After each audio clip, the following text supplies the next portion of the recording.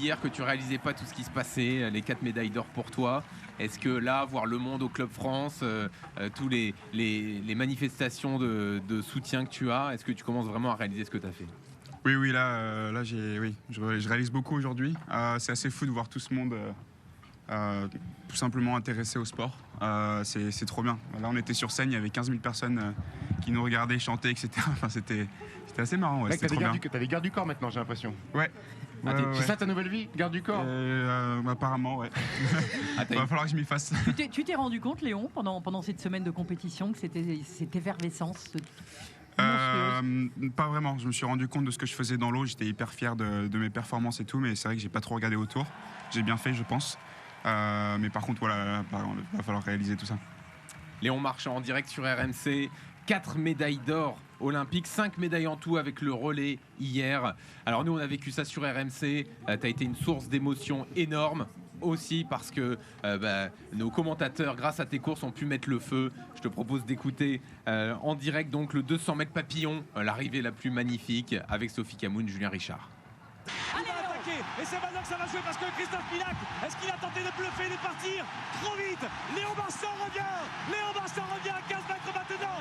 Pilac est devant, mais Léon Marchand, il va passer devant, il va le faire. Mais oui, Léon Marchand, champion olympique. Ah ouais, c'est trop bon. Ça me fait revivre la course en fait. Ouais, c'était une course incroyable pour moi. Nous, ça nous remet les frissons à chaque fois qu'on l'entend. Ouais, pareil. C'est la médaille d'or qui t'a fait le plus kiffer, celle-là? Ouais, je pense. Après, c'était pas facile parce qu'il fallait que je contrôle un peu mes émotions pour la suite. Mais quand j'y repense, dans la course, c'était un truc de fou, quoi. J'ai vibré au son de tout ce qui se passait autour. Et puis, un adversaire incroyable. Je le remercie d'ailleurs. C'est pour ça qu'on a fait tous les deux plutôt belles courses. Et ouais, je suis trop content. C'était incroyable. Tu peux nous raconter ce qui se passe dans ta tête dans cette dernière longueur? Quand à chaque coup de papillon, tu sens que tu grattes quelques centimètres, quelques mètres?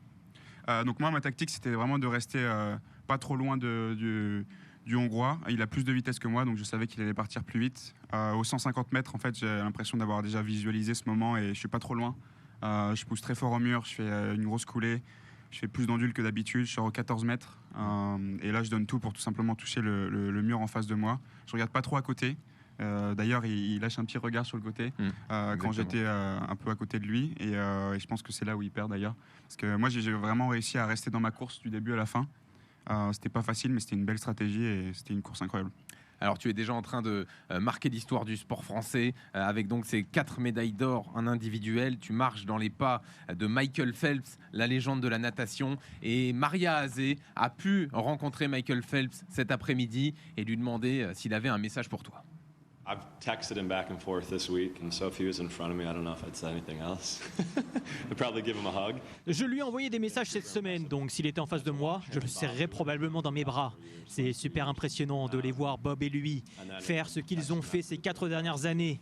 Je lui ai envoyé un message après le 200 brasses et le 200 papillons, et je ne peux pas dire ce message à haute voix, mais encore une fois, c'est juste amusant de le voir être capable de faire ce qu'il veut faire et ce qu'il aime faire. Cela doit être très spécial de nager dans son pays d'origine pour les Jeux Olympiques. Donc, je suppose que c'est la seule question que je poserai. Comment c'est? Comment se sent-on? Car à chaque fois que Léon est sorti de l'eau et qu'il a donné un coup de brasse, c'était le bruit le plus fort qu'on ait jamais entendu. Et quand il est retourné sous l'eau, c'était complètement silencieux. Je n'ai jamais entendu ou ressenti une piscine avec autant d'énergie et d'émotion. C'est génial. Tu peux répondre à Michael Phelps? Ouais, c'est quand même fou d'entendre que Michael Phelps dit qu'il n'a jamais vécu une ambiance comme ça. C'est une légende de la natation, il a vécu des piscines enflammées, je pense. Enfin, j'en suis presque sûr. Et c'est vrai que j'ai eu beaucoup de retours, que ce soit des athlètes français, des athlètes américains, qui trouvent que le public était vraiment spécial. Et moi, je l'ai ressenti dès la première course en série du 400 mètres 4 nages. C'était une expérience, c'est très difficile à décrire, mais j'ai eu un frisson intégral, beaucoup d'énergie d'un coup. J'avais l'impression que les gens n'attendaient pas forcément quelque chose de moi, mais juste étaient contents de me voir, contents de me voir performer, contents de me voir kiffer le moment aussi. Mais c'était un moment incroyable. C'est vrai que Michael n'a jamais eu l'occasion de faire des Jeux Olympiques à domicile. C'est quelque chose qui lui a manqué. Tu penses que tu aurais fait ces mêmes JO si tu avais été ailleurs qu'en France? Est-ce que tu aurais performé de cette façon-là? Qu'est-ce que ça t'a apporté en plus? Non, je pense qu'il y avait un gros avantage à domicile. Alors c'est aussi écrasant. Il y a 2 options de le gérer, de façon de le gérer. Et moi, je pense que je l'ai très bien géré. J'ai utilisé l'énergie que le public me donnait tous les jours. Je ne m'y suis pas habitué. À chaque fois, j'avais les yeux grands ouverts dès que je rentrais au bord du bassin. Et c'était un avantage pour moi. Donc j'aurais nagé moins vite, je pense. Et il y a un truc énorme, forcément tu l'as pas vécu, mais sur tous les autres sites où il y avait des compétitions pendant tes courses, il y avait une clameur incroyable. T'as arrêté un match de basket à Lille, au basket, voilà. Ça c'est dingue. Léon, on parlait de Michael Phelps. Est-ce que ton objectif pour Los Angeles, c'est de battre son record de médailles d'or en individuel? Il en a pris 5. Alors moi je me suis rendu compte que déjà 4 individuels, c'est beaucoup de répétitions, beaucoup d'enchaînements, c'est très difficile physiquement. Là il va falloir des longs sommeils pour attraper cette semaine très compliquée. C'est pas forcément que les courses, mais c'est tout ce qu'il y a autour, c'est l'échauffement, la récupération, le fait de se coucher tôt, le fait d'optimiser les transports, parce que le village aussi c'est pas facile, les repas, tout. Franchement sur 9 jours c'était vraiment très intense. Je pense pas que je pourrais rajouter une course en vrai. Ah oui. Surtout avec le doublé qui m'a coûté beaucoup d'énergie.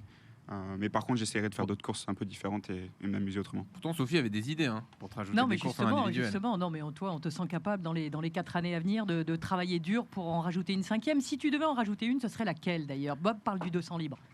Ouais, le 200 libre ou le 400 libre. Ce sont des courses qui sont un gros challenge pour moi parce que j'ai jamais vraiment nagé très vite. Je l'ai fait en petit bassin en saison universitaire. Mais bon, avec les coulées, c'était un peu différent. Un 200 crawl, je trouve que c'est une très belle course, très difficile. Et ça demande beaucoup d'années d'entraînement pour pouvoir perfectionner un 200 crawl. Donc forcément, les défis un peu difficiles, ça m'excite beaucoup. D'ici là, tu vas battre quelques records du monde? Je sais pas, on verra. Mais forcément, là, je suis pas très loin de quelques records du monde. Mais je vais avoir des belles étapes déjà l'année prochaine. Enfin, cette année, d'ailleurs, fin d'année, j'aurai les Coupes du Monde en petit bassin. Les championnats du monde en petit bain aussi en décembre. Donc ça va être sympa.